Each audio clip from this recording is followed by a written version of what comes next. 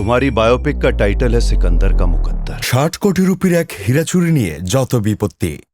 চোরকে ধরতে উঠে পড়ে লেগেছে পুলিশ। পুরো ছবিতে এই চোর পুলিশ খেলা।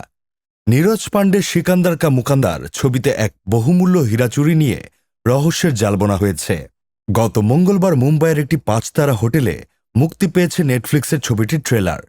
এই ছবির মূল চরিত্রে আছেন অভিনেত্রী তামান্না ভাটিয়া, জিমি শেরগিল, অবিনাশ তিওয়ারি, রাজীব মেহতা। সাম্প্রতিক সময়ে গ্ল্যামারাস চরিত্রে দেখা গেলেও নীরজের এই ছবিতে গ্ল্যামারহীন চরিত্রে ধরা দিতে চলেছেন তামান্না।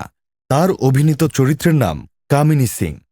এ প্রসঙ্গে তামান্না বলেন, আমি সবসময় বৈচিত্র্যময় চরিত্রে অভিনয় করে এসেছি, তবে আমি দক্ষিণী ছবিতে বেশি কাজ করেছি, হিন্দি ছবিতে সুযোগ পাইনি।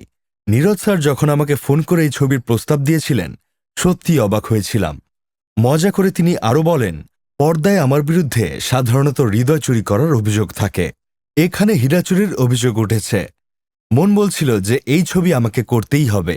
বিনোদন desk, Sadman Sakib, Bangladesh news today.